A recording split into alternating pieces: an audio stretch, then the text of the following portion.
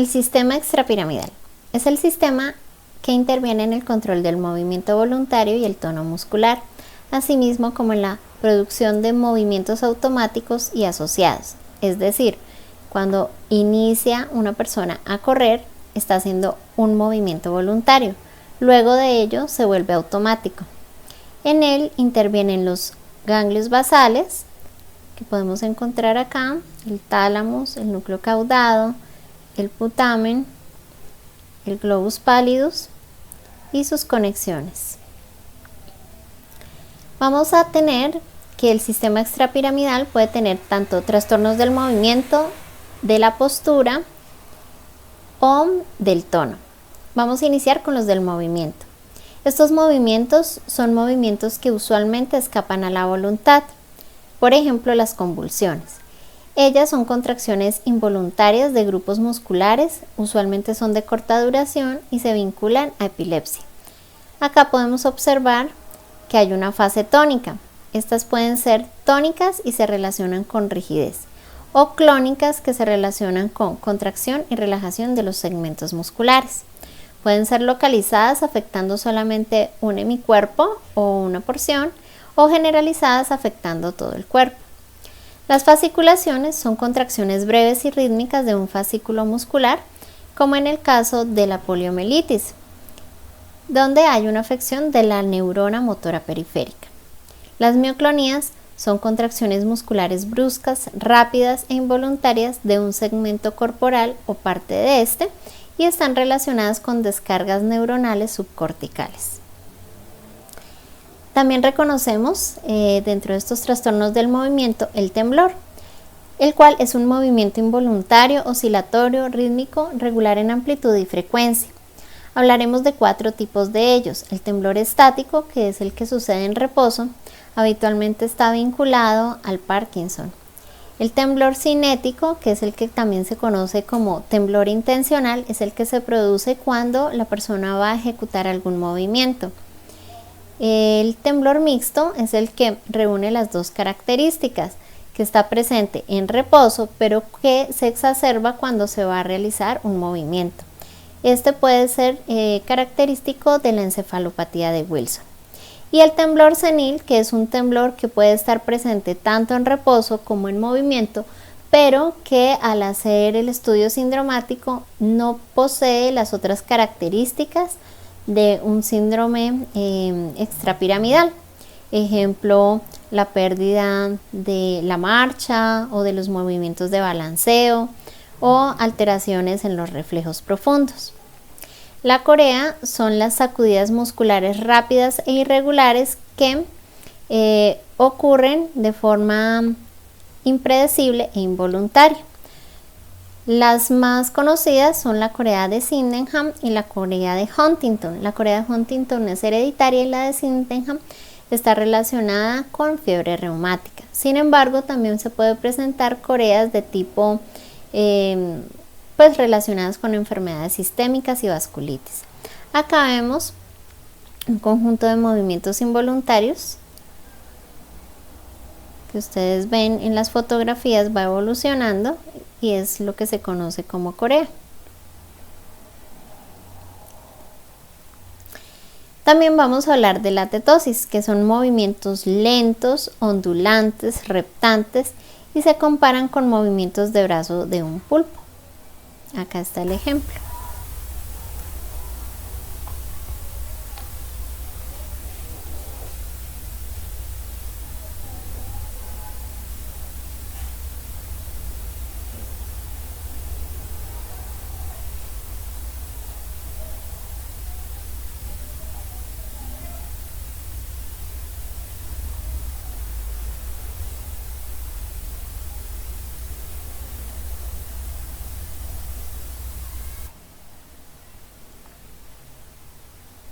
El valismo son contracciones bruscas y repetitivas de los músculos de las extremidades que solo desaparecen en el sueño profundo y que acá tenemos el ejemplo.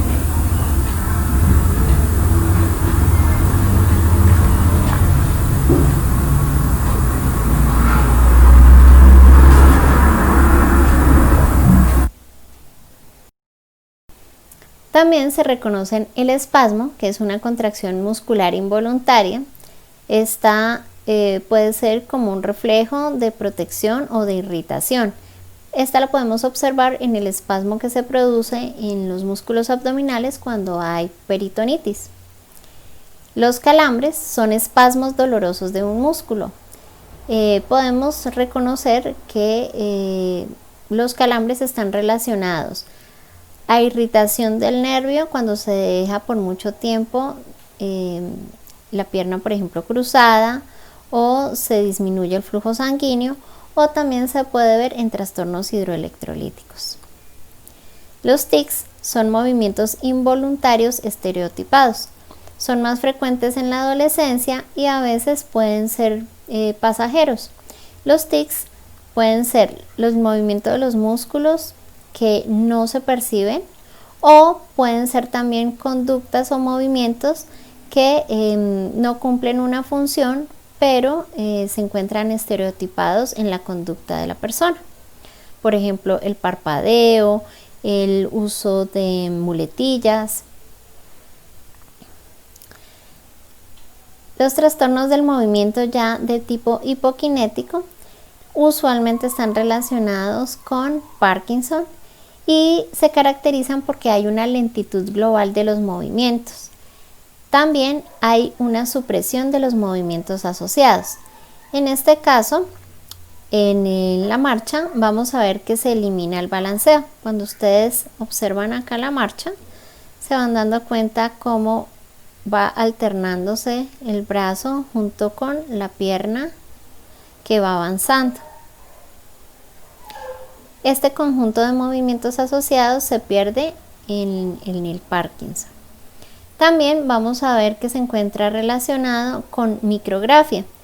Acá se le pide al paciente que haga un círculo en espiral que se va abriendo, y en un paciente normal esto es lo que él dibuja, en un paciente con temblor esto es lo que él va a dibujar, y en un paciente con Parkinson esto es lo que vamos a observar, que es conocido como micrografia.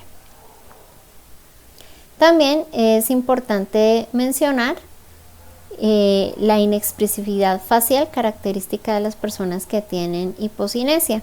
También es uno de los signos del Parkinson. Ahora veremos los trastornos del tono. Vamos a encontrar hipertonía e hipotonía. La hipertonía es el aumento del tono y se reconoce como rigidez, aunque es un signo que también puede aparecer en los síndromes piramidales. Sus diferencias con estas patologías es que los que son causados por el sistema extrapiramidal usualmente van a ser más homogéneos, van a estar exagerados en el reposo, mientras que los piramidales se exageran es durante el movimiento activo, y tiene la característica del fenómeno de rueda dentada, que es que cuando se está produciendo el desplazamiento del miembro, va a ofrecer una resistencia que va a fluctuar y que va a ir como haciendo el fenómeno de una rueda que está dentada, por eso se llama así. Otras de las características que lo van a diferenciar es la afectación de los reflejos profundos. En el extrapiramidal se encuentran normales, mientras que en el piramidal se van a encontrar exaltados. La hipotonía es la disminución del tono muscular. Es una reducción de la resistencia de las extremidades al desplazamiento pasivo y lo vamos a anotar como una exagerada movilidad. Acá está el ejemplo en un bebé. Usualmente los lactantes, los neonatos, están en tono flexor. En este caso ustedes pueden observar que está en tono, o más bien no tiene tono. Los trastornos de la postura están relacionados con trastornos que afectan el estado normal en el que el cuerpo descansa en el reposo. Por ejemplo, en esta lámina podemos ver una distonía, que es contracciones musculares sostenidas con posturas anómalas, con movimientos sostenidos en torsión. Trastornos de la marcha. Entonces vamos a recordar estos trastornos.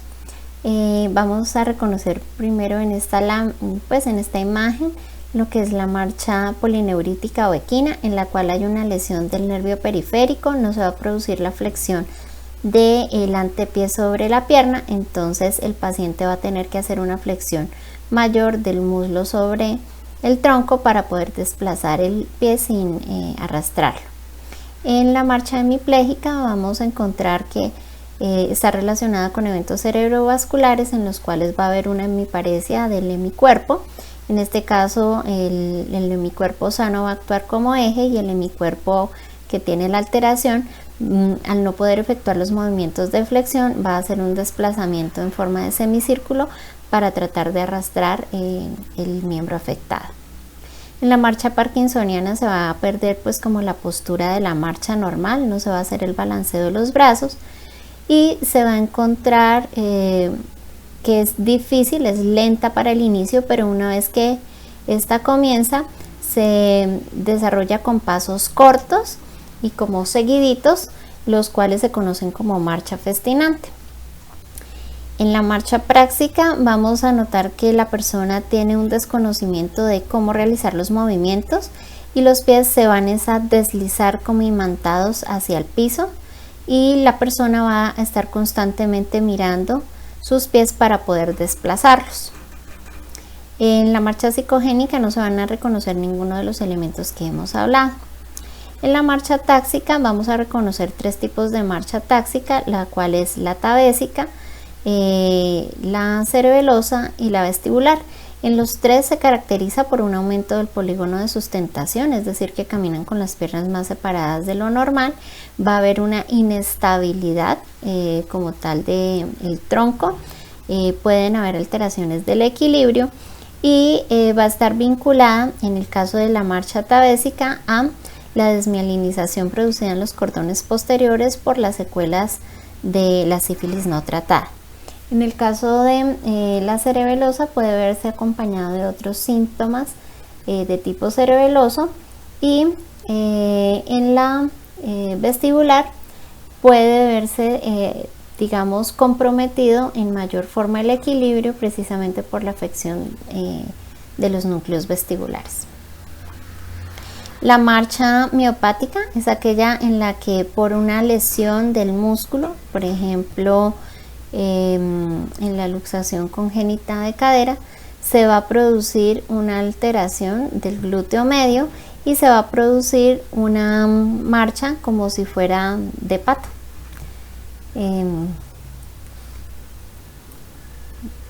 Bueno, ya estudiando el sistema extrapiramidal, pues vamos a empezar a conocer los datos que debemos solicitar al paciente para poder identificar a qué trastorno podría corresponder su padecimiento. Debemos identificar la edad de comienzo de los síntomas, el modo de comienzo, la evolución y los antecedentes familiares. En este recuadro pues vemos cómo la edad de comienzo, el modo de comienzo y los antecedentes familiares juegan un papel importante en la identificación de las causas. Por ejemplo, si inició desde neonato, pues nos hablaría de una encefalopatía perinatal.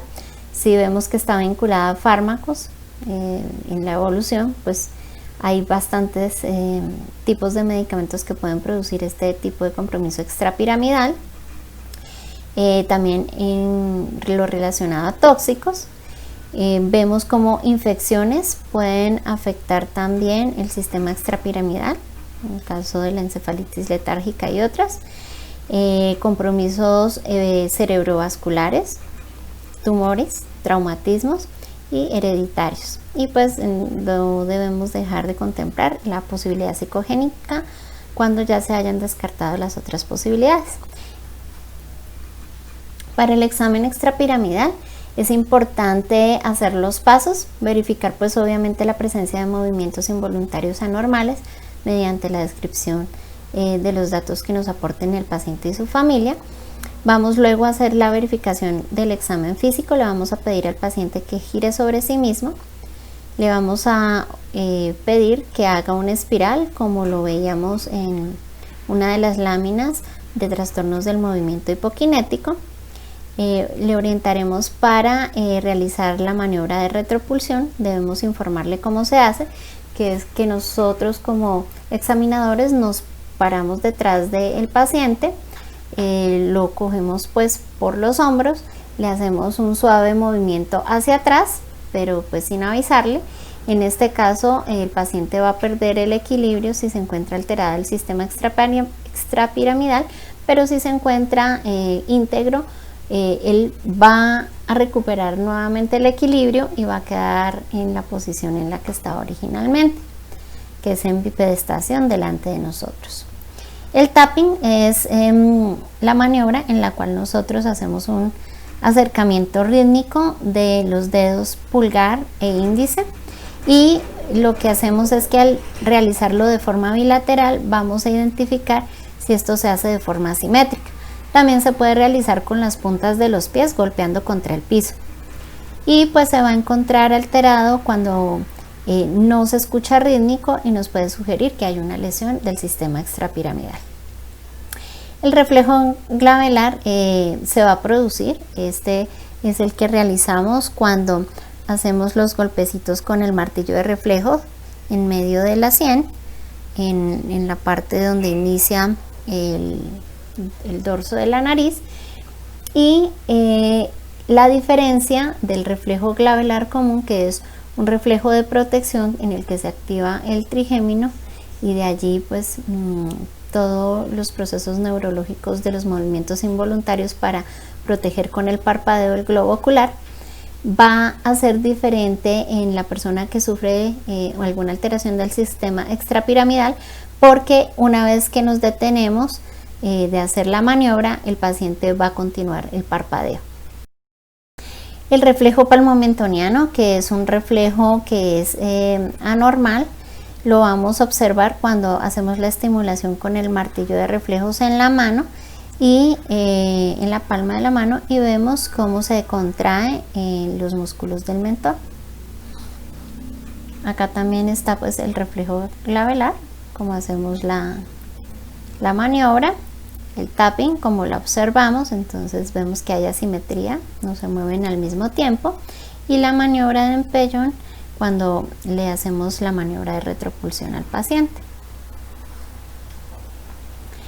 En cuanto a otros hallazgos que tenemos que revisar, van a estar el tono muscular, verificar el trofismo de los músculos del paciente en todos sus componentes y segmentos, y por supuesto explorar la marcha. Entonces, al explorar la marcha debemos fijarnos en cómo se inicia, cómo se hace el proceso de balanceo de los brazos, el despegue, cómo se hace el proceso de mirada y de cálculo de hacia dónde marcha el paciente, para que nos oriente acerca de otros elementos para poder orientarnos sobre el diagnóstico. Importante pues también definir el perfil neuropsicológico del paciente, haciendo pues un examen mental y un examen neurológico completo. Para la exploración del temblor, específicamente vamos a solicitar al paciente primero la exploración del temblor de reposo, que permanezca sentado con las manos en los muslos. Veremos si hay o no hay alteración, si hay temblor. Luego le pediremos que suba los brazos al frente, le pediremos que separe los dedos, y allí observaremos si hay temblor de acción. Posterior a ello le diremos que confronte los índices y vamos a ver si hay un temblor de intención. Y por último le vamos a solicitar, aunque es más una prueba de tipo cerebeloso, pero también nos puede aportar datos sobre el sistema extrapiramidal, el que haga la maniobra de tocar nariz y dedo para identificar si hay un temblor de actitud. Y por último, pues como ya lo habíamos hecho, tener el dibujo de la espiral. Aquí están pues las maniobras, y ya damos por terminado el sistema extrapiramidal.